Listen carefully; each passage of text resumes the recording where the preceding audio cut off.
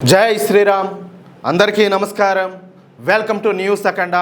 నేను మీ కస్తూరి శ్రీధర్. మిత్రులారా, రాహుల్ గాంధీకి ఒక భారీ షాక్ అయితే ఎదురైంది. సుప్రీంకోర్టులో ఆగస్టు 17వ తేదీన బిగ్ హీరింగ్ అయితే జరగబోతోంది. ఆదాయానికి మించిన ఆస్తుల కేసులో అలహాబాద్ హైకోర్టు ఇచ్చిన ఆదేశాలు ఇప్పుడు దేశ రాజకీయాల్లో తీవ్రమైన కలకలం అయితే రేపుతున్నాయి. హైకోర్టు తీర్పునే సవాలు చేస్తూ ఈ రాహుల్ గాంధీ వెంటనే సుప్రీంకోర్టును ఆశ్రయించాడు. సిజేఐ నేతృత్వంలోని ధర్మాసనం ఆగస్టు 17వ తేదీన ఈ పిటిషన్ పైన విచారణ చేపడతామని చెప్పి స్పష్టం చేసింది. నీ ఆదాయం ఎంత, నువ్వు ఎక్కడి నుంచి డబ్బులు సంపాదిస్తున్నావు, నీ ఖర్చులు ఎంత, నీ దగ్గర ఉన్నటువంటి అసలు ఆస్తి ఎంత అంటూ నేరుగా ప్రశ్నల వర్షం కురిపిస్తా ఉండడంతో ఈ వ్యవహారం అనేది ఇప్పుడు రాజకీయంగా మరింతగా వేడెక్కుతుంది. ఏ ఒక్క క్వశ్చన్ అయినా తప్పున్నదా చెప్పాలంటే ఇంకా 10 క్వశ్చన్లు ఎక్కువ అడగాలి. కానీ ఎందుకంటే అవతల క్యాండిడేట్ అట్టటోడు. ఈ కేసు నేపథ్యాన్ని, దానికి సంబంధించిన పూర్తి చరిత్రను ఒక్కసారి కనుక పరిశీలిస్తే ఇదేదో హఠాత్తుగా తెర మీదకి వచ్చిన అంశమేం కాదు. కర్ణాటకకు చెందినటువంటి బీజేపీ కార్యకర్త విఘ్నేష్ శిశిర్ చేసినటువంటి ఫిర్యాదు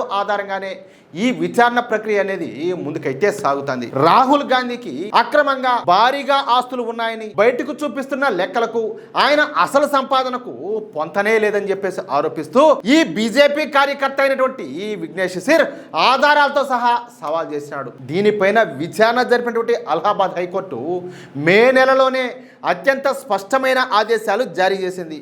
రాహుల్ గాంధీ ఒక రాజకీయ నాయకుడు కదా అని చెప్పేసి రాహుల్ గాంధీ పైన వచ్చిన ఈ ఆరోపణలను అలా పక్కన పెట్టొద్దని, చట్ట ప్రకారమే పూర్తిగా పరిశీలించి ఇప్పటి వరకు ఏమి జరిగిందో తమకు చెప్పాలని సిబిఐ అలాగే ఈడీలకు కోర్టు స్పష్టం చేసింది. చట్టం దృష్టిలో అందరూ కూడా సమానులే అని చెప్పి స్పష్టం చేస్తూ అవసరం అనిపిస్తే సిబిఐ కానీ లేదా ఈడీ కానీ చట్ట ప్రకారం తగిన చర్యలు తీసుకోవచ్చని చెప్పేసి కోర్టు తేల్చి చెప్పింది. అంతేకాకుండా దర్యాప్తు సంస్థలు ఇచ్చేటువంటి వివరాలపైన హైకోర్టు అసంతృప్తిని వ్యక్తం చేసింది. ఇప్పటి వరకు మీరేం చేశారు, దర్యాప్తు అనేది ఎక్కడి వరకు వచ్చింది అన్నట్లుగా ప్రశ్నిస్తూ పూర్తి వివరాలతో తాజా రిపోర్ట్ను 20వ తేదీలోపు సమర్పించాలని చెప్పి సూటిగా ఆదేశించింది. ఈ పరిణామంతో యువనేత రాహుల్ గాంధీ పైన ఒత్తిడి అనేది ఒక్కసారిగా పెరిగిపోయింది. ఎట్లా ముందుగానే సెంటి పిల్లవాడు యువనేత కదా, అంత ఒత్తిడి పెరిగిపోతే మళ్ళీ తట్టుకోలేడు.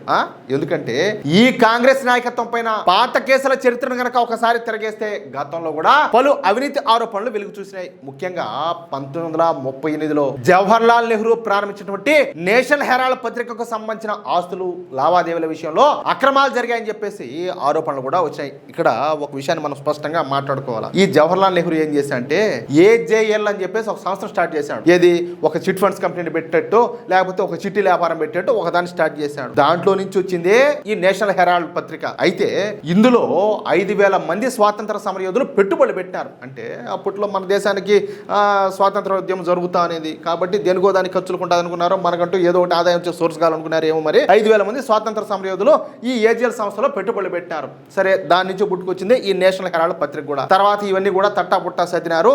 ఈ కాంగ్రెస్ వాళ్ళే వడ్డీ లేని రుణం ఆ నేషనల్ హెరాల్డ్కి ఇచ్చినట్టు మొత్తానికి తిమ్మిని బమ్మిని చేసి దీనంతా కూడా వీళ్ళ గుప్పిట్లో పెట్టేసుకున్నారు. చూడండి ఏం స్కామో చూడండి. ఆ నేషనల్ హెరాల్డ్ ఆస్తులు యంగ్ ఇండియన్ కంపెనీ చేతుల్లోకి ఏ విధంగా పోయినాయి అంటే ఈ యంగ్ ఇండియన్ కంపెనీ కూడా దీంట్లోంచి వచ్చిందే, దానికి పుట్టిందే ఇది కూడా. ఆ లావాదేవీలు సరిగ్గా జరిగినాయా లేదా అన్న అనుమానాలతోనే ఈ వ్యవహారం తర్వాత పెద్ద కేసుగా మారిపోయింది.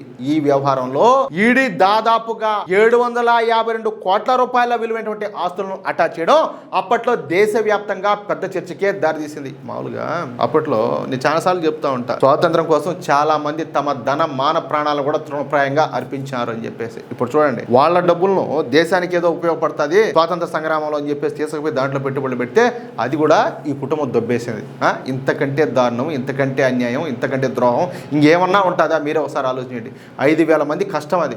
5,000 మంది స్వాతంత్రం కోసం పోరాడుతున్నటువంటి వీరుల యొక్క కష్టం అది. ఇవే కాకుండా రాహుల్ గాంధీకి గతంలో విదేశాల్లో ఉన్న వ్యాపార సంబంధాలపైన కూడా రాజకీయంగా ఎన్నో ప్రశ్నలు ఆరోపణలు కూడా వచ్చినాయి. అసలు లండన్లో ఈ రాహుల్ బాబాకు ఉన్నటువంటి ఆ వ్యాపారం ఏంటి, ఆయన వైవాహిక స్థితి ఏంటి అంటే ఆయనకు పెళ్లి జరిగిందా లేదా, దీని గురించి అనమాట. అంతేందుకు మొన్న ఆయన గారు చెప్పా పెట్టకుండా ఏడుకోపోయినాడు. ఏది తన సెక్యూరిటీ పర్సన్స్ కూడా చెప్పకుండా. తీరా చూస్తేనే ఒక ఫోటో బయటకు వచ్చింది. ఈయన పక్కన వచ్చేసి ఒక పిల్లోడు ఒకడు కూర్చోన్నాడు. ఆ పిల్లోడు పక్కన ఒక ఆవిడ కూర్చోండి, తలకేదో హిజాబ్ లాగా ఏదో కట్టుకొని. మన బీజేపీ మంత్రి గిరిరాజ్ సింగ్ గారు కూడా క్వశ్చన్ అడిగినాడు, ఎంతకో ఆ పిల్లోడు ఎవరు ఆవిడెవరు అని చెప్పేసి. ఈ కాంగ్రెస్ వాళ్ళు ఏం చెప్పినారు, వాళ్ళు రాహుల్ గాంధీ స్నేహితుడు భార్య కొడుకు, ఆ ఫోటోలో వీళ్ళ స్నేహితుడు కనపడలేదని చెప్పేసి దానికి ఏదో మసిబూసి మారేడుకాయ చేసే ప్రయత్నం చేశారు. దాంట్లో నిజమెంత అబద్ధం ఎంత కూడా ఇంకా ఆ రాహుల్ బాబాకి తెలియాలా, లేకపోతే రేపు ఎప్పుడన్నా మన ఇంటెలిజెన్స్ అవసరం ఏదన్నా దానికి సంబంధించిన ఆధారాలు ఏమన్నా బయట తీయాలా. సరే, ఇక్కడ ఇంకో విషయం ఏంటంటే ఆయన అసలు భారతీయుడేనా కాదు అంటూ రాజకీయ ప్రత్యర్థులు వేస్తున్నటువంటి ఈ ప్రశ్నలకు ఇప్పటికీ సరైన సమాధానాలు దొరకపోవడంతోనే ఈ అనుమానాలు మరింతగా బలపడుతున్నాయి. నేను ఈ మాట ఎందుకంటానంటే ఈయన గారికి బ్రిటన్ పాస్పోర్ట్ కూడా ఉన్నదని చెప్పేసి ఒక ఆరోపణ ఉన్నది కదా, దాని గురించి కూడా విచారణ జరుగుతుంది. సరే, ఈ తిట్లు ఈ పొగరబోత్తనం ఎప్పుడు కూడా ఒకవైపు నుంచే నడవు కదా. నేను ఈ మాట ఎందుకంటానంటే మొన్న పార్లమెంట్ సమావేశాలు జరిగినప్పుడు కేంద్ర మంత్రులు అంతా కూడా మీడియా పాయింట్ లో మాట్లాడుతారు. ఈయన జోబిలో చేతులు పెట్టుకొని వచ్చి వాళ్ళు మాట్లాడుతూ ఉంటే మధ్యలో దొరుకుతాడు, రా ఇద్దరం కలిసి మాట్లాడదామని. ఏంది ఇద్దరు కలిసి మాట్లాడేది? అంతగా నీకు మాట్లాడాలనిపిస్తే వచ్చి కాంగ్రెస్ రిజైన్ చేసి వచ్చి బీజేపీలో చేరు కలిసేంది మాట్లాడేదా? నువ్వు ఆల్రెడీ ఈ దేశానికి ప్రతిపక్ష నాయకుడిగా ఉండవు. నువ్వు కూడా ఏదైనా మాట్లాడాలంటే మీడియా అటెన్షన్ అనేది ఉంటుంది, నువ్వు కూడా మాట్లాడచ్చు, ఎంతసేపు కావాలనే మాట్లాడచ్చు. వీళ్ళు మాట్లాడుతూ ఉంటే అడ్డం దూరేది. అది ఎంత మాత్రం అది ఏమన్నా దానికి ఏం పేరు పెట్టాలా? సెన్స్ ఉందా ఎంతకో? అది ఏం సంస్కారం అంటాలి? ప్రత్యర్థుల పైన ఎంత చెత్త చల్లితే అటువైపు నుంచి కూడా అదే స్థాయిలో ఎదురుదాడి అనేది జరుగుతుంది, అవునా కదా? అయితే ఈ విషయంలో కేంద్ర ప్రభుత్వం కూడా ఒక విషయం అయితే గట్టిగా ఆలోచించాల్సిన అవసరం ఉండదు. ప్రతిపక్ష నేత ఇన్ని మాటలు మాట్లాడుతా ఉన్నా, ఇన్ని కథలు పలుకుతా ఉన్నా, నోటికి వచ్చినట్టు ఏది కావాలంటే అది అడ్డదిడ్డంగా మాట్లాడతాడు. ఈ రోజు మెలోని విషయంలో ఏమేమి మాట్లాడినాడు మనం కూడా చూసినాం. ఇక్కడ ఒక మాట మనం ఖచ్చితంగా మాట్లాడుకోవాలి. లాస్ట్ టైం ఒకసారి మన మోడీ గారు ఇటలీ పర్యటన వేసి వస్తే ఆవిడ ఎవరు? ఇటలీ ప్రధాని మెలోని, అదే విధంగా మన మోడీ గారు ఇద్దరు పేర్లు కలిపి మెలోడీ అని చెప్పేసి ఆవిడ ఒక ట్వీట్ చేసింది. దాన్ని దృష్టిలో పెట్టుకుని ఈసారి ఆయన పోతా మన మెలోడీ చాక్లెట్ ప్యాకెట్ ఒకటి తీసుకోమన్నాడు. ఏది ఆయన తీసుకోమని ఒక చాక్లెట్ ప్యాకెటే. మామూలుగా మన బయట దేశాలకు లేకపోతే వాళ్ళ మన దేశానికి వచ్చినా కూడా ఆ దేశ సంస్కృతులకు తగ్గట్టు ఏదో ఒకటి ఆ గిఫ్ట్ లో పాడు ఏదో ఒకటి తీసుకొచ్చి ఇస్తా ఉంటారు, మనం పోయి వాళ్ళకి ఇస్తా ఉంటాం. అదే విధంగా ఈయన ఆ మెలోడీ చాక్లెట్ ప్యాకెట్ ఎత్తుకుపోయి ఆవిడకి ఇచ్చాడు. ఆవిడ చూసి మురిచిపోయింది, ఎందుకంటే ఆ స్నేహానికి అది గుర్తు అనమాట. ఏమి కాదులే, మన నాన్నగారు లాగా పోయి ఏదో చేయలే కదా, ఇచ్చింది ఒక మెలోడీ చాక్లెట్ ప్యాకెటే కదా.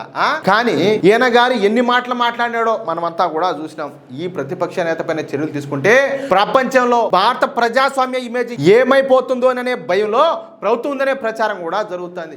ఇక్కడ ఒక మాట మొహమాటానికి పోతే అదేందో జరిగినట్టు ఈయన ఏమంతా నోటుకొచ్చిన మాట్లాడుతూ ఉంటే రేపు ఎంత పెంట చేసానికైనా కూడా సిద్ధమైపోతారు ఇలాంటి వాళ్ళు. కాబట్టి ఖచ్చితంగా చర్యలు తీసుకోవాలా. ఏంది మొహమాటానికి పోయేదా? విపక్ష నేత పైన చర్యలు తీసుకుంటే ఇమ్రాన్ ఖాన్ ను జైల్లో పెట్టిన పాకిస్తాన్ తో భారతదేశాన్ని కూడా పోలుస్తారేమో అనే భయంతో బీజేపీ ప్రభుత్వం వెనకడుగు వేస్తున్నారని, అందుకే ఇలాంటి కేసుల్లో కఠినంగా ముందుకెళ్లడం లేదనే విమర్శలు కూడా వినిపిస్తున్నాయి. అంటే ఈయన గారికి సంబంధించి ఎన్ని కేసులు అయితే ఉన్నాయో వాటిల్లో ఈ కారణం చేతనే ఏదన్నా కఠినంగా ముందుకెళ్ళలేదని చెప్పేసి కూడా విమర్శలు వస్తున్నాయి. భారత్ ఇమేజ్ దెబ్బతింటుందనే ఈ గ్లోబల్ ఇమేజ్ కార్డ్నే ప్రతిపక్షాలు ఆయుధంగా వాడుకుంటున్నాయి. చూసారా? అంటే మనలో ఉన్నటువంటి ఒక వీక్ పాయింట్ వాళ్ళు పట్టుకున్నారు కాబట్టి ఇష్ట ప్రకారం మాట్లాడతారు, ఇష్ట ప్రకారం చేస్తారు. నా పైన చర్యలు కనుక తీసుకుంటే జార్జ్ సోరెస్, చైనా లేదా అమెరికాకు చెందినటువంటి లాబీలు డీప్ స్టేట్ పేరుతో భారత ప్రజాస్వామ్యాన్ని బద్నాం చేస్తాయి. మోడీని పుతిన్తోనో లేకపోతే చైనా అధ్యక్షుడు జిన్పింగ్ తోనో పోలుస్తూ ప్రచారం చేస్తాయి అనే ఆలోచనతోనే రాహుల్ గాంధీ ధైర్యంగా విర్రవీగుతున్నాడు అనేది ప్రధానమైన ఆరోపణ.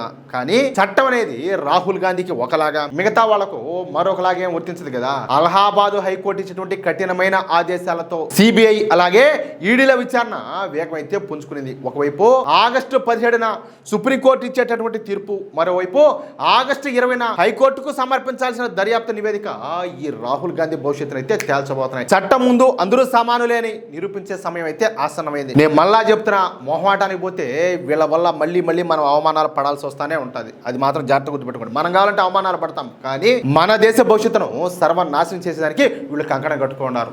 మిత్రులారా, ఈ న్యూస్ కనుక మీకు నచ్చినట్లయితే వెంటనే ఈ వీడియో లైక్ చేసి మీ మిత్రులందరికీ కూడా షేర్ చేయండి. అలాగే ఈ వీడియో పైన మీ అభిప్రాయం ఏంటో ఖచ్చితంగా కామెంట్ చేయండి. అలాగే ఇంతవరకు మీరు కనుక మన ఛానల్ని సబ్స్క్రైబ్ చేసుకున్నట్లయితే ప్రతి ఒక్కరు కూడా మన ఛానల్ని సబ్స్క్రైబ్ చేసుకోండి, సపోర్ట్ చేయండి ప్లీజ్.